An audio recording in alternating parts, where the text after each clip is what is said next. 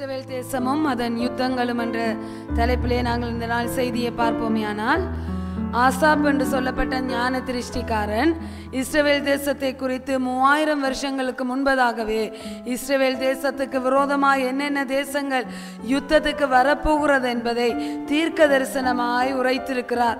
நாங்கள் 83 அதிகாரம் 1வது வசனத்திலிருந்து வாசிப்போமானால், தேவனே மௌனமாயிராதியும் பேசாமல் இராதியும், தேவனே சும்மா இராதியும், இதோ உம்முடைய சத்துருக்கள் கொந்தளித்து உம்மை பயக்கிறவர்கள் தலையெடுக்கிறார்கள். உமது ஜனத்துக்கு விரோதமாய் உபாய தந்திரங்களை யோசித்து உமது மறைவில் இருக்கிறவர்களுக்கு விரோதமாக ஆலோசனை பண்ணுகிறார்கள். அவர்கள் இனி ஒரு ஜாதியாயிராமலும் இஸ்ரவேலின் பேர் இனி நினைக்கப்படாமலும் போவதற்காக அவர்களை அதம் பண்ணுவோம் வாருங்கள் என்கிறார்கள் என்று இந்த ஆசாப் ராஜா ஆசாப் என்று சொல்லப்பட்ட ஞான திருஷ்டிக்காரன் தாமே சங்கீதம் 83 அதிகாரத்திலே இஸ்ரவேலை குறித்து சொல்லுகிறார். இவர் இப்படி சொல்லுகிற நேரத்திலே இங்கே நாங்கள் பார்ப்போமேயானால், இதிலே அவர் பல தேசங்கள் இஸ்ரவேலை அழிக்கும்படிக்கு ஒன்று சேர்ந்திருக்கிறதை குறித்து அவர் இந்த தீர்க்க தரிசனத்தை சொல்லுகிறார். அதிலே நாங்கள் 5வது வசனத்திலிருந்து வாசிப்போமேயானால், ஏதோமின் கூடாரத்தாரும் இஸ்மவேலரும் அரபியவர்களும் ஆகாரியரும் கேபாலரும் அம்மோனியரும் அமலேக்கியரும் தீருவின் குடிகளோடு கூடிய பெலிஸ்தியரும் ஏக மனமாய் ஆலோசனை செய்து உமக்கு விரோதமாய் ஒப்பந்தம் பண்ணி கொண்டிருக்கிறார்கள் என்று சொல்லப்பட்டிருக்கிறது. இன்றைக்கு இந்த இதிலே சொல்லப்பட்ட அத்தனை தேசங்களும் தான் இன்றைக்கு இஸ்ரவேலோடு யுத்தம் பண்ணி கொண்டிருக்கிற, இஸ்ரவேலுக்கு வடக்காயும் கிழக்காயும் இருக்கிற அத்தனை அரபு நாடுகளும். நீங்கள் இதை விளக்கமாய் பார்க்க வேண்டுமேயானால், ஏதோமின் கூடாரத்தார் என்பது யோர்தான் தேசமும், இஸ்மவேலர் என்பது சவுதி அரேபியாவும், மோவாப்பியர் என்பது மத்திய யோர்தான் தேசமும், ஆகாரியர் என்பது எகிப்தியரும், கேபாலர் என்பது லெபனானியரும், தீருவின் குடிகள் என்று சொல்லப்படுகிற பெலிஸ்தியர் காசா பட்டணத்திலே குடியிருக்கிற ஹமாஸ் தீவிரவாதிகளையும் இங்கே குறிப்பிடுகிறது. அசிரியர் என்று சொல்லப்படுகிறவர்கள் சிரியா தேசத்தையும் குறிப்பிடப்படுகிறது. அப்படியானால் இந்த தேசங்கள் இஸ்ரவேலை அழிக்கும்படிக்கு ஒன்று சேரும் என்பதை ஆசாப் என்ற ஞான திருஷ்டிக்காரர் 3000 வருஷங்களுக்கு முன்பதாகவே இதை குறித்து தீர்க்க தரிசனம் உரைத்து விட்டான். இன்றைக்கு நாங்கள் இதை சரித்திரத்திலே பார்ப்போமேயானால், 1944 ஆண்டு அக்டோபர் 7ஆம் தேதி எகிப்து தேசத்திலே புரோட்டோகால் அழைப்பு விடப்பட்டு அங்கே எகிப்திலே சுற்றி காணப்பட்ட அத்தனை அரபு நாடுகளும் நாங்கள் தனிமையாயிருந்து எந்த ஒரு பொருளாதாரத்தையும் முன்னேற்றி கொள்ள முடியாது, எனவே நாங்கள் ஒரு இயக்கமாய் உருவாகுவோம் என்று சொல்லி இந்த அரபு நாடுகள் 6 நாடுகள் சேர்ந்து ஒரு இயக்கத்தை ஆரம்பித்தது. 1945 ஆண்டு மார்ச் மாதம் 22ஆம் தேதி அது அரபு யூனியனாக ஒன்றிணைக்கப்பட்டு உருவாக்கப்பட்டது. அப்பொழுது இஸ்ரவேல் தேசம் உருவாக்கப்படவில்லை. ஆனால் இஸ்ரவேல் தேசம் 1948ஆம் ஆண்டு மே மாதம் 14ஆம் தேதி உருவாக்கப்பட்ட பின்பதாக இந்த அரபு தேசங்கள் அனைத்தும் அந்த ஒரு நாள் பிறந்த குழந்தையை அழிக்கும்படிக்கு இந்த 6 அரபு தேசங்களும் ஒன்று சேர்ந்து இஸ்ரவேலை எதிர்த்து யுத்தத்துக்கு வந்திருந்தது. எனவே இவர்கள் உருவாக்கப்பட்டு ஒரே ஒரு நாள் தான், யுத்த ஆயுதங்கள் இல்லை, போதிய அளவு தளவாடங்கள் இல்லை. ஆனாலும் அவர்கள் இஸ்ரவேல் தேசத்தினர் இந்த யுத்தத்தை எதிர்கொள்வதற்கு முன்னோக்கி போயிருந்தார்கள். அப்பொழுது ஜனாதிபதியாய் காணப்பட்ட டேவிட் பென் குரியன் அங்கே இஸ்ரவேல் தேசத்திலே குடியிருந்த அரபியர்களுக்கு ஒரு அழைப்பு விடுத்திருந்தார். இந்த யுத்தத்தில் நீங்களும் உங்களோடு சேர்ந்து இந்த யுத்தத்துக்கு எதிர்த்து வாருங்கள், இந்த யுத்தத்தை நாங்கள் செய்வோம் என்ற அழைப்பு விடுக்கப்பட்டிருந்தது. ஆனால் அப்பொழுது அரபி ஒன்றியத்தில் காணப்பட்டிருந்த இந்த 6 நாடுகளாகிய எகிப்து, சிரியா, யோர்தான், லெபனான், சவுதி அரேபியா, ஈராக் ஆகிய 6 நாடுகளும் அங்கே இஸ்ரவேல் தேசத்திலே குடியிருந்த அரபியர்களை பார்த்து சொன்னது, இவர்களை நாங்கள் ஜெயிப்போம், ஜெயித்த பின்பதாய் நீங்கள் போய் இந்த தேசத்தை சுதந்தரித்துக் கொள்ளுங்கள், இப்பொழுது நீங்கள் வெளியே வாருங்கள் என்று. எனவே இந்த அரபியர்களும் அந்த 6 அரபு நாடுகளை நம்பி அவர்கள் இஸ்ரவேல் தேசத்தை விட்டு வெளியே வந்து அகதிகளாக அவர்கள் அங்கே குடியேறினார்கள். இந்த யுத்தம் முடிந்த பின்பதாய் நாங்கள் இதை உங்களுக்கு கையளிக்கிறோம் என்று. ஆனால் கர்த்தருடைய நாமம் மகிமைப்படட்டும், அந்த பிறந்த ஒரு நாள் குழந்தையாய் காணப்பட்ட இஸ்ரவேல் தேசத்துக்காக கர்த்தர் யுத்தம் பண்ணினது நிமித்தம் நிமித்தமாய் இஸ்ரவேல் தேசமானது அந்த யுத்தத்தை ஜெயம் எடுத்து கொண்டது.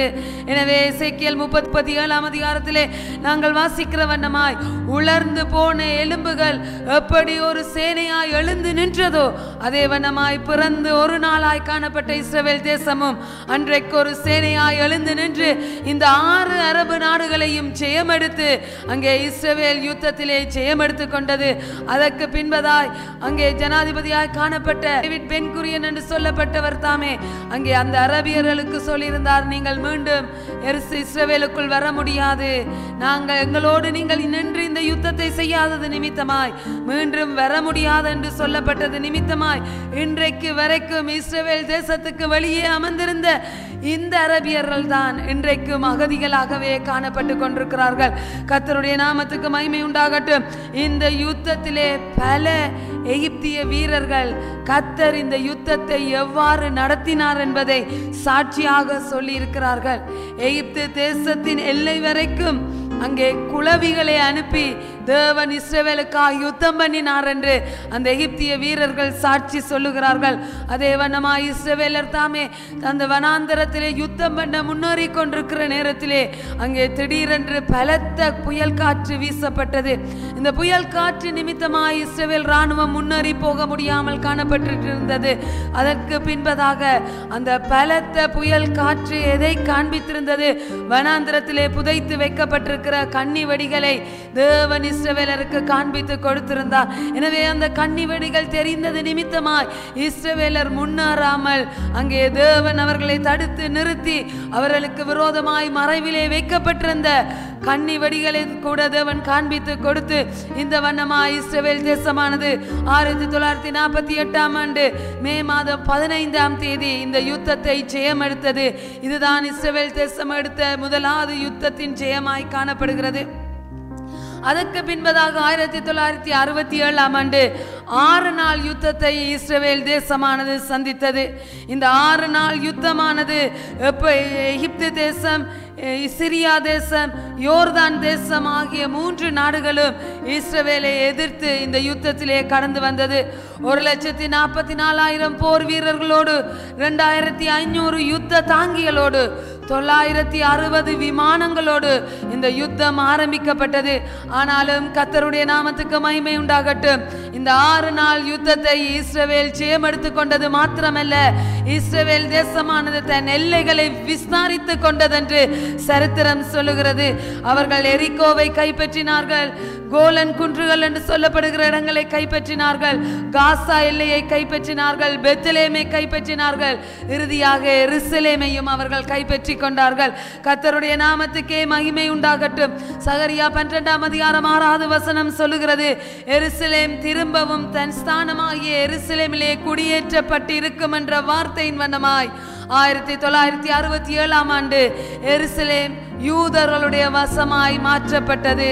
கிறிஸ்துவுக்கு பின் 70வது நூற்றாண்டிலே எருசலேமை விட்டு வெளியேறிய யூதர்கள் அன்றைக்கு 1967 ஆண்டு ஜூன் மாதம் 6ஆம் தேதிக்கு பின்பதாக அந்த யுத்தம் முடிவடைந்த பின்பதாக உணர்ச்சி பூர்வமாக எருசலேமுக்குள் அவர்கள் நடை பவனியாய் வந்தார்கள் என்பதை சரித்திரம் சொல்லுகிற நேரத்திலே எவ்வளவு தூரம் கர்த்தருடைய தீர்க்க தரிசனங்கள் நிறைவேறி இருக்கிறது என்பது எனக்கும் உங்களுக்கும் ஆதாரமாய் இருக்கிறது.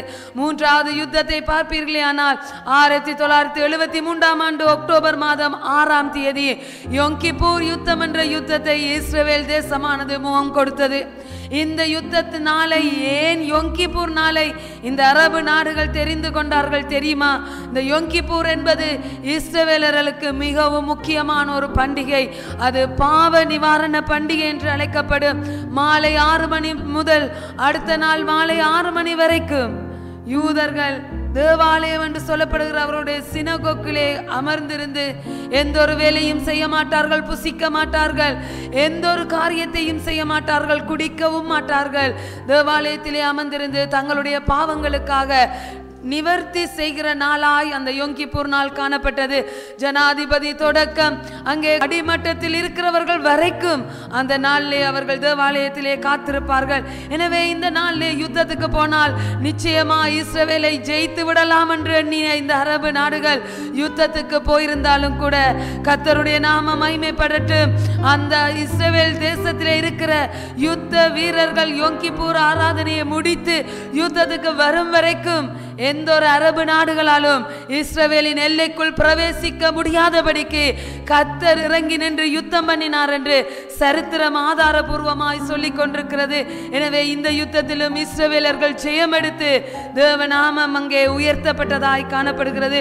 அதற்கு பின்பதாய் 1979 ஆண்டிலே எங்கள் எல்லாருக்கும் தெரிந்த சதாம் ஹுசைன் என்று சொல்லப்பட்ட ஈரான் ஜனாதிபதி இஸ்ரவேலை அழிக்கும்படிக்கு அவர் எத்தனையோ உபாய தந்திரங்களை மேற்கொண்டார். ஆனால் அதிலும் இஸ்ரவேல் தேசமானது ஜெயம் எடுத்துக்கொண்டது.